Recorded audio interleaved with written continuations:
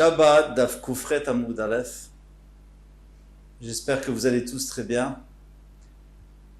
Nous reprenons une avant la fin du Amoud précédent. Amar Abaye. Haïman de Talash Pitra Meuna de Chatzva. Celui qui a cueilli des champignons qui ont poussé sur la paroi d'une cruche d'eau humide. Donc dans l'humidité, on sait très bien qu'ils n'ont pas de racines et ils s'enracinent sur n'importe quoi et surtout ils absorbent l'humidité qu'ils trouvent. Eh bien lui, il les a cueillis. Est-ce qu'il est chayav ou pas? Mais chayav, il est chayav mishumoker d'avant migidolo. Il n'a pas, bien sûr qu'il n'a pas cueilli de la terre parce que c'est pas sur la terre, mais il a enlevé de sa matrice. D'avant migidolo, façon de parler, une matrice, c'est-à-dire sa mère, de là où il pousse. Comme on avait déjà vu dans le hameau précédent, quelqu'un qui aurait rentré la main dans les entrailles d'une bête et il aurait déraciné le petit. Donc il aurait causé une fausse couche. Eh bien, il serait chayav parce qu'il a déraciné de l'endroit de sa matrice, de l'endroit où ça grandit.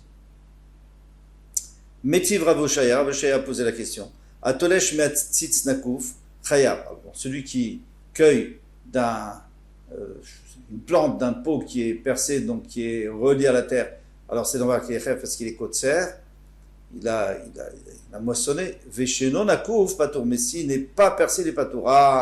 Pourtant, c'est là où ça pousse. On vient de dire que là où ça pousse, même si c'est pas de la terre, comme par exemple les champignons, il est quand même chayav.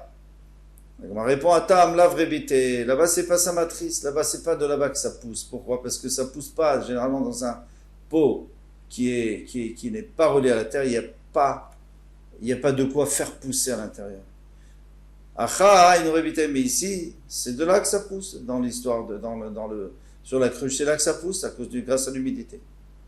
Chayaveof. Alors on reprend dans la Mishnah Chayaveof. On a vu que Chayaveof, donc des bêtes sauvages et des oiseaux, qui qui sont dans son rechute, qui sont dans son domaine, c'est-à-dire qui sont apprivoisés. Atzadan, celui qui les capture, patour, il est patour, vers Chovel, chayav, et celui qui les blesse, c'est chayav. Très bien. Amaravuna, c'est normal qu'ils soient patour, puisque de toute façon, ils sont déjà capturés. Amaravuna, kodvin tfilin alagaber shelof taor. On peut écrire tfilin sur une peau, tannée, bien sûr, d'un oiseau taor. Amar, Rav Yosef, Maïka Mashmalan, qu'est-ce qu'il veut nous apprendre? Des Hitléor, qu'il a une peau, parce qu'on avait vu qu'il y a des shrassim, par exemple, qui n'ont pas de peau, parce que leur peau, elle est confondue avec leur chair. Ici, c'est pour dire qu'ils ont une peau taninante. J'ai enseigné à Chovel Baem Chayab, celui qui les blesse, il est Chayab, même si le sang n'est pas sorti, parce que le sang s'est aggloméré sous la peau. Amarléa lui a dit tu vas comme Hacham. Bien sûr que ça nous apprend un grand chidouche.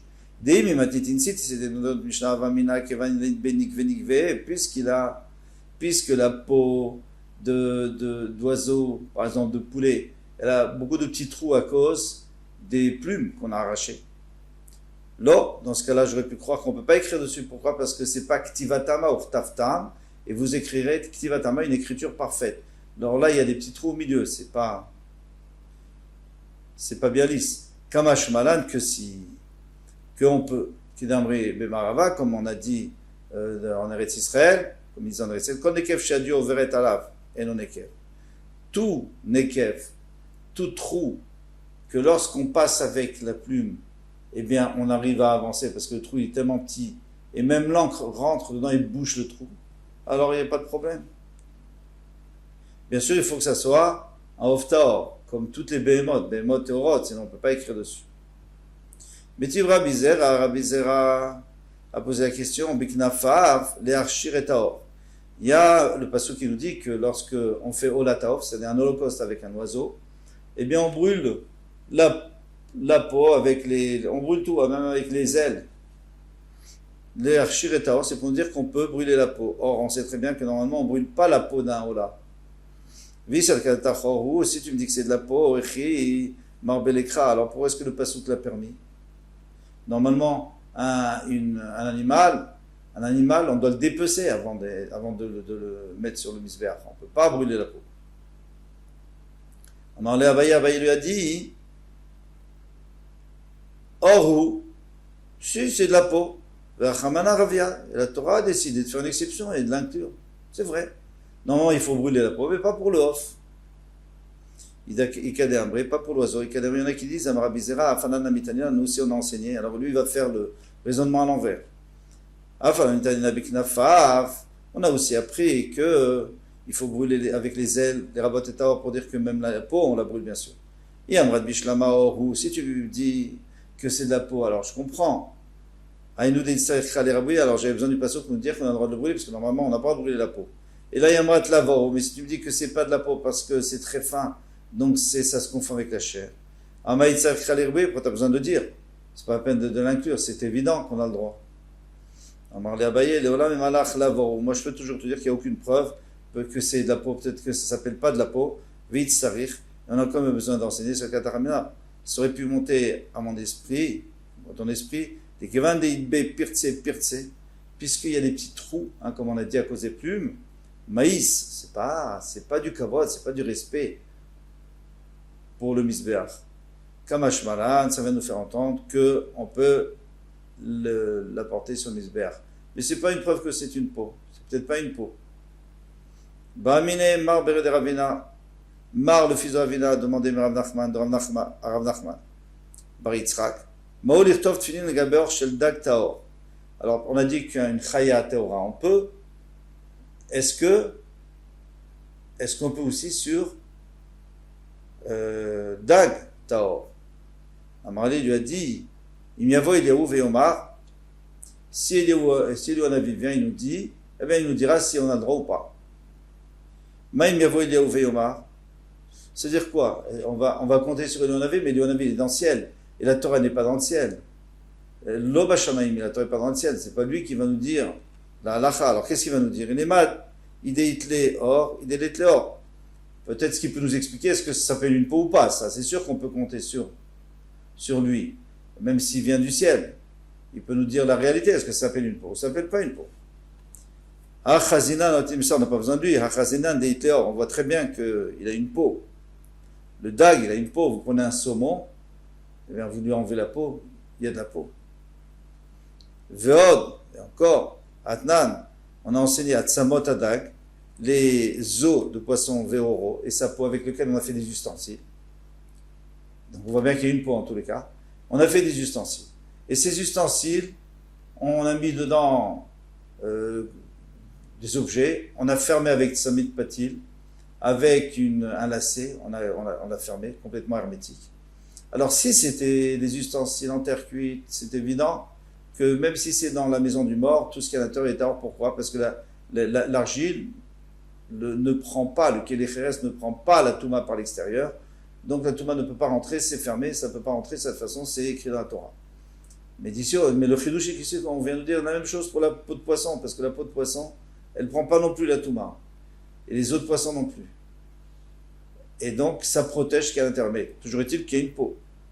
Matzilim be'olamet, ça peut sauver les ustensiles qui sont à l'intérieur s'ils sont dans la maison du mort. Et là, il y a alors qu'est-ce qu'il va nous apprendre, Eliaou Hanavi? Il passe kazo amamine. Est-ce que il n'y a plus la mauvaise odeur désagréable du poisson?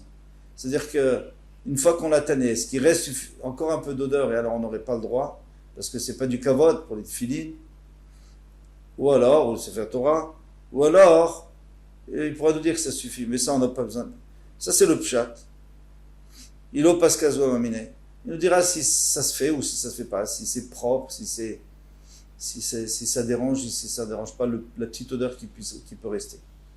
Ça c'est le pshat de Rashi le Ramban, de Rabbi Hananel. Le Ramban n'est pas d'accord avec ce pshat, lui dit, on n'a qu'à vérifier nous-mêmes, pourquoi il faut demander à Eliaou Hanavi ça. Et alors lui, il rentre dans un pshat très intéressant, il dit que le Nachash, avec l'histoire de Chava, il a fait rentrer de la Zouama, de l'impureté dans Chava et dans tout le monde entier, tous les animaux. Eh bien, cette impureté est sortie, cette Zouama, cette impureté est sortie à Kabbalat Torah. Mais les poissons n'étaient pas là à Kabbalat Torah. Ils n'étaient pas là, ils n'étaient pas présents. Alors est-ce que ils ont aussi perdu cette impureté ou pas? Si ils ont encore l'impureté, on ne peut pas les utiliser pour écrire. Sinon, on peut les utiliser, et ça, mon avis, peut nous le dire. Continue Shmuel Vekarna. Alors, c'est l'histoire Shmuel. Alors, tout le monde connaît Shmuel, c'était le chaver de Rav en Bavel. Vekarna. Karna, c'était son chaver aussi. Avouyadve Aguda Denar Malka. Ils étaient assis ils étaient installés sur le bord du fleuve roi. Le fleuve roi, c'était quoi? C'était le Prat, parce que le Prat vient d'Eretz Israël à Bavel, donc il est chachouv, il est important. C'est le roi des fleuves. Chazinu les Maya des Kadalou ve'achire. Ils ont vu deux choses bizarres dans l'eau. Normalement, l'eau est pure et l'eau est calme parce qu'il n'y avait pas de vent. Et là, il y avait des vagues sans vent et l'eau était trouble. Amarle Shmuel le Karna, Shmuel a dit à Karna, Gavra Rabba, il y a un grand homme, c'est-à-dire un grand tzaddik, Kaate Mimarava qui vient, certainement il est en bateau et il vient d'Eretz Israël. Vechaïsh Bemeae, et il a mal au ventre. Vekadalou Maya le Agboulé a Pekame. Et l'eau montre pour le cacher. Alors qu'est-ce qui se passe? Il a mal au ventre, donc il a besoin d'aller souvent aux toilettes. Et quand il va donc sur le bord du bateau, il y a des gens qui vont le voir de la berge et ça va le gêner. Donc il y avait des grosses vagues pour qu'on ne le voit pas, pour le cacher. Maintenant, pourquoi est-ce que l'eau était trouble? C'est parce que comme lui, il souffrait, donc l'eau aussi souffrait. Façon de parler était trouble. Zil Taïl et Al-Kankane. Mais maintenant, moi je sais que c'est un tzaddik, mais je ne sais pas si c'est un grand chacham. Je ne connais pas. Va sentir l'odeur de son vin, façon de parler, c'est-à-dire va l'interroger. Azal, donc Karna est allé, Shkachel Rav, il a trouvé Rav. C'était Rav, hein, c'était le Gadol Ador d'Eretz Israël qui descendait en Bavel. Amarle lui a dit Minaïn Shen Kodvin Tfilin. D'où sait-on qu'on n'écrit pas des filins al Gabé or Behema Teora, seulement sur une, même chose pour le Sefer Torah, sur de la peau de Behema Teora. Amarle Dirtiv, parce qu'il est écrit, les mantiers Torah Tachem Epicha, que la Torah d'Hachem soit dans ta bouche. Là-bas, ça veut dire qu'on parle tout le temps du vrai Torah. Mais Dracha Minamutar Bepicha, ce qui peut rentrer dans ta bouche, c'est-à-dire Behema Kshera. Minaïn Edam Sheuradon, d'où sait-on que le dam nida d'une femme, il est rouge, parce que s'il n'est pas rouge, elle n'est pas nida, elle n'est pas tmea.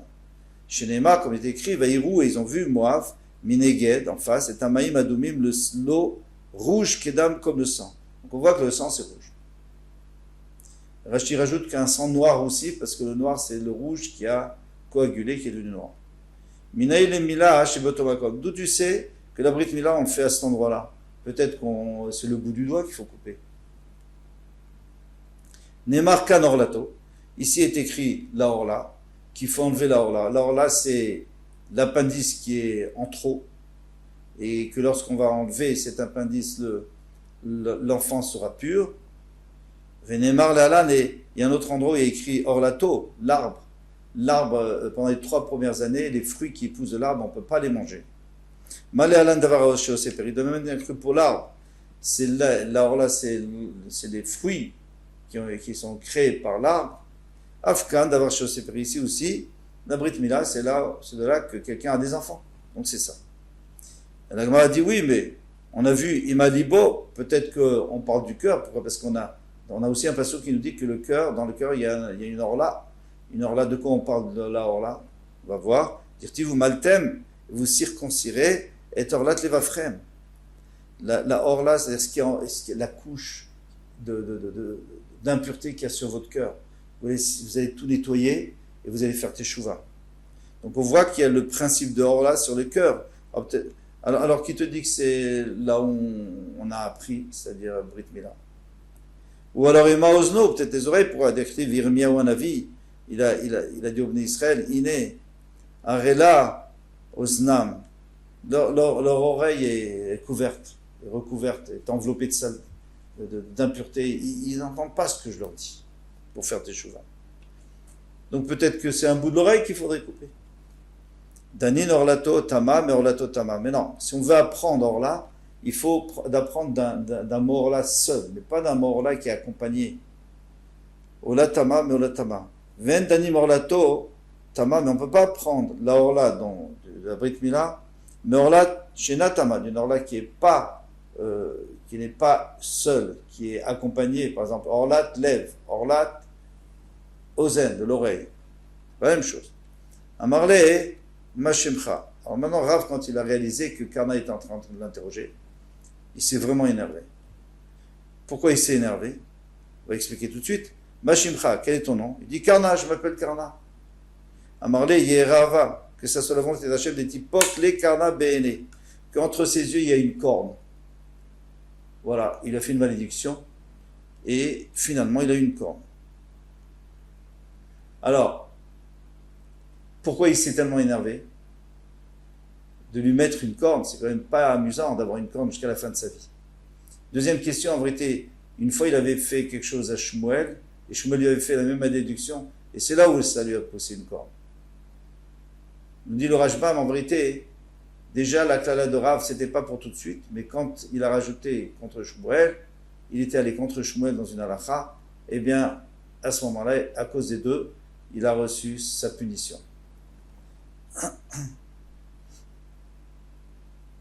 Donc, il a eu beaucoup plus tard sa punition.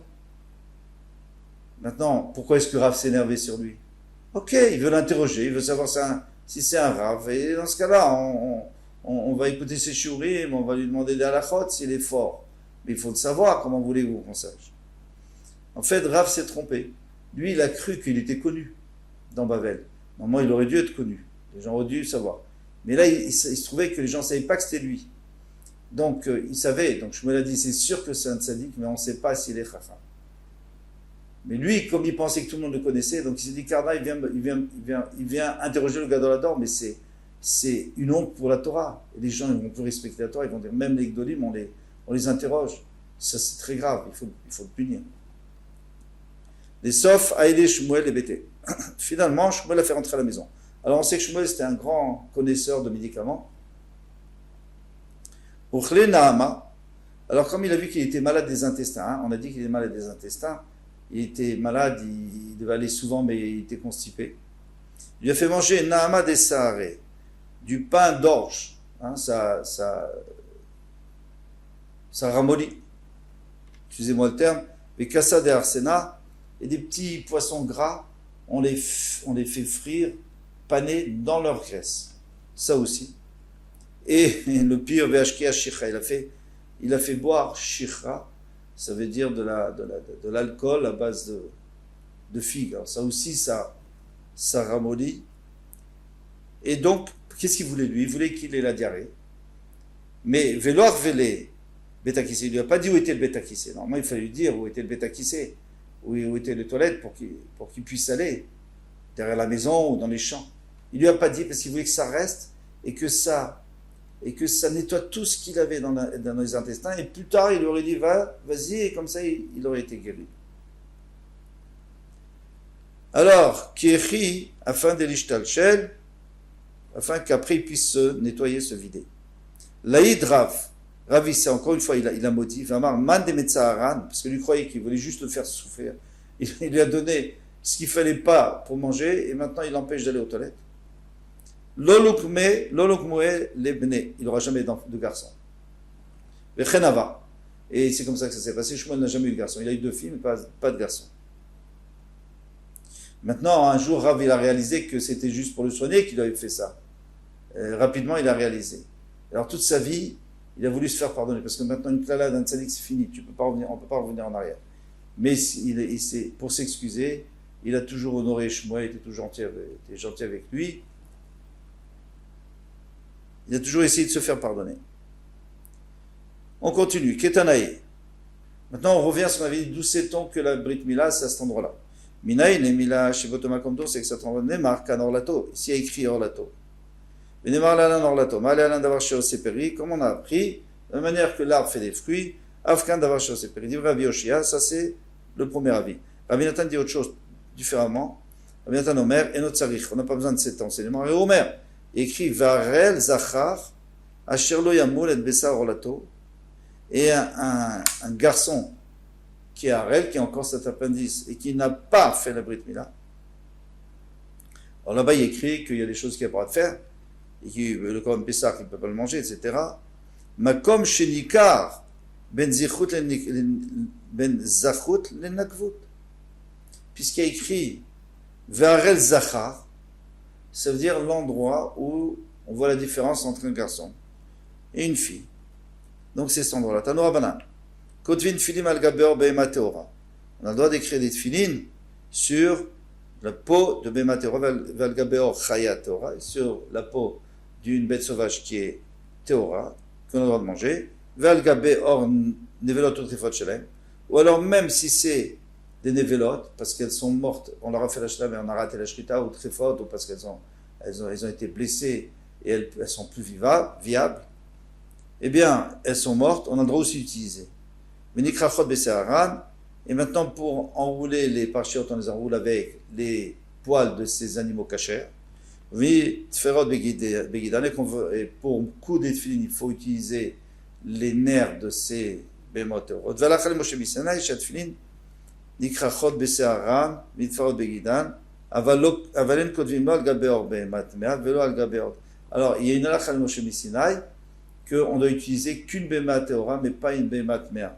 Et c'est ce qu'on va voir encore. Une kodvim, on n'a pas le droit d'écrire al gabeor béma tmea, velo al gabeor chayat mea, ni sur la peau d'une chaya qui est tmea, d'une bête sauvage tmea, veno tzarech lomar al gabeor nevela vetrefa shalaim.